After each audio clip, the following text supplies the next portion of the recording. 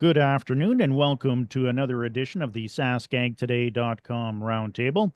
I'm joined by the Chief Agricultural Editor for SaskAgToday.com, Kevin Hursh, and the AgriNews Director for 620 CKRM Regina, Ryan Young.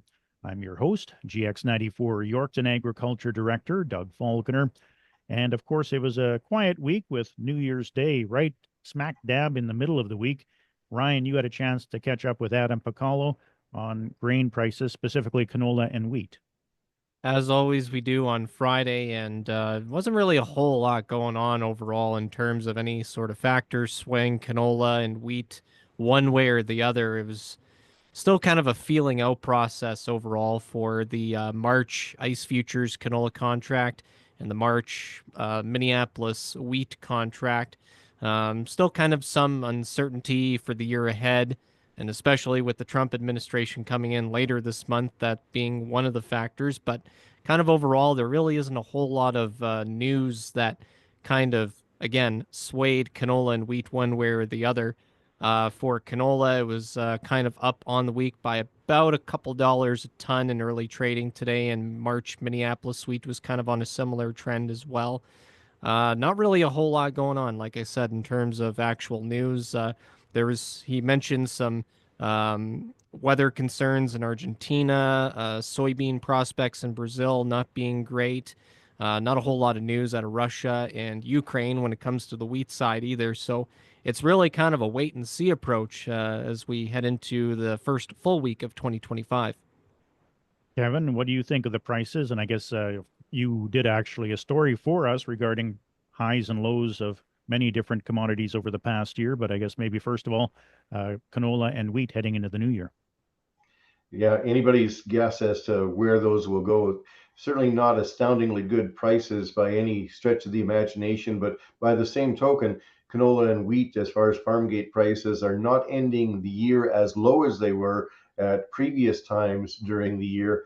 And all of those factors that Ryan mentioned, and especially watching what happens south of the border, is going to weigh heavily on that. But there'll be a lot of market analysis in the next couple of weeks with the major farm shows happening, and analysts asked to bring out their crystal balls as to where they think prices may go. And of course, you did a report on highs and lows of the commodities over the past year. Yeah, and I would encourage people, oftentimes the Saskatchewan agriculture website's a little underused. There's actually one government website, and you go to the agriculture portion of it, and if you go into the market area, you can get graphs over the past year or longer than that of where prices were on a week by week basis. And it's really interesting. That's a great way to follow the highs and lows yourself. And I think it's a underutilized resource. Excellent. And of course, we've been talking a little bit about canola, and here in Yorkton, the JRI canola crushing plant has finished its doubling of the capacity here. And Kevin, you wanted to talk a little bit about some of the other projects that are going on around the province when it comes to canola processing plants. At one time, we had a whole bunch of announcements that plants were going to be built, and JRI has gone ahead, as you know, in your hometown there, of expanding. The Cargill facility in Regina at the Global Transportation Hub is well underway. It has proceeded quite rapidly. I'm not quite sure of the commissioning date of that. It might be ready by the end of 2025. But two others that were announced for Regina continue to be in doubt. The Viterra announcement of a canola crushing plant is in limbo as Bunge looks to take over Viterra operations, and approval for that hasn't been granted yet. So we're awaiting that and awaiting whether any decision on the canola crushing plant. As well, AGD Foods and Federated Co-op announced that they were going to build a canola crushing plant to service a renewable diesel facility, and that has not proceeded as well. I would suspect that those two announcements were made, but now there's uncertainty on especially American biofuel policy, and probably really waiting with bated breath to see how that all figures out before making these multi-billion-dollar investments. But perhaps some of this will become clearer as 2025 proceeds. Ryan, have you heard anything on those plans since you live in that Regina area? No, I haven't really heard anything of substance, but I do remember last time I reached out to Viterra just to get an update on the Bunge Viterra acquisition slash merger, just to see where it was at, because they were expecting the deal to close around mid 2024. And a spokesperson from Viterra said that it's taking longer than expected. So we'll see if that closes sometime this year, maybe in the next year. We'll just see what the competition bureau does and how fast they get that process done. Well, it's our first show of the new year for January. And coming up, of course, is the Western Canadian Crop Production Show in Saskatoon. And Kevin, I think you've been to probably all of them, haven't you? Over the years, there's been a lot of them.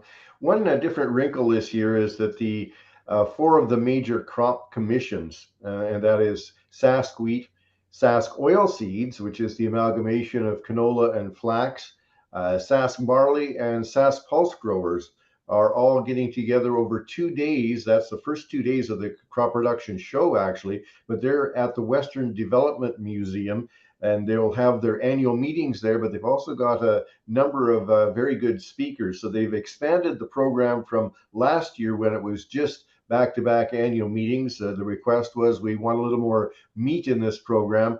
And I would encourage producers. Last I talked with an organizer there, they were about 88% capacity for Western Development Museum meeting room. People could still watch online. But if you want to attend in person, it'd be a great idea to register in advance. However, since these are annual meetings, they can't turn a producer away if a producer wants to come and attend an annual meeting. Unlike other years, you cannot vote at annual meetings by watching online. You can watch online, but you're not able to vote unless you're there in person. So Sask Crops Forum happens on the Tuesday, Wednesday. Tuesday is the beginning of crop production show at Prairieland Park. There are a couple of other commissions that hold their annual meetings at Prairieland, and those would include mustard and oats, but always interesting to see all of the displays and the innovation awards, and the new inductees into the SaskAg Hall of Fame will be announced as well. So that upcoming crop show event will be very interesting to watch. And of course, that Saskatchewan Crops Forum coming up, as you mentioned, getting close to capacity. So you might want to get your application in there. And of course, the very next week after that is Manitoba Ag Days in Brandon. And Kevin, you often attend that as well. Yeah, I hadn't attended for a number of years, but attended last year, and I really like the format there. They've got two meeting locations with non-stop speakers, and so you can pick and choose which speakers you want in each of the theaters. And when you're not watching a presentation, it's a massive trade show. People that have been to Crop Production Week in Saskatoon probably think it's a pretty big trade show. Brandon is actually larger. I have to follow a map. I can actually get lost in the buildings there. But a very good event, and I really appreciate the range of speakers at Brandon. So looking forward to attending that and reporting back on what I find as some of the most interesting presentations. Of course, that's Tuesday, January 21st through Thursday, January 23rd at the Keystone Center in Brandon. Another event coming up in January is the Durham Summit that's being held at the Living Sky Casino in Swift Current. And Kevin, once again, you're involved in that one. Yeah, I get to make a presentation and moderate the ending panel that day.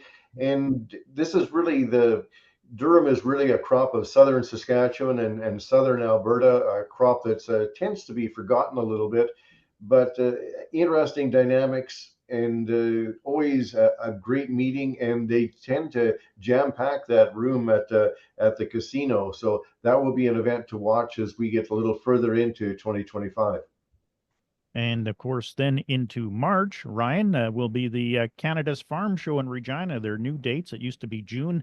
It's going to be March 18th through the 20th. What have you been hearing about that? Well, just the fact that the date has been switched from June to March, and they're hoping that this is going to be a successful endeavor, as they may not admit it out in public, but from what I've heard anecdotally and some of the folks around Canada's Farm Show that it hasn't really been doing well over the last decade or so, with attendance going down and just it really kind of looks like it's geared more towards the business side of agriculture as opposed to the general public. So we'll see how that goes.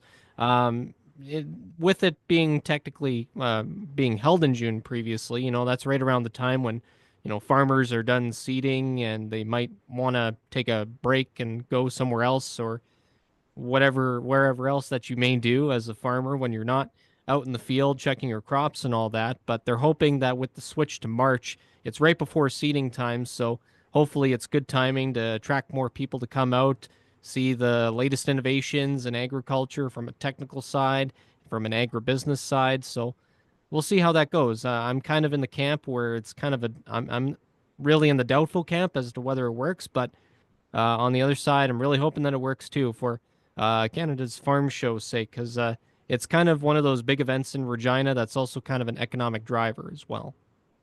Yeah, if I recall last year, Kevin, I think you didn't make it there because I think you were spraying or something like that, which a lot of other producers were doing in June as well.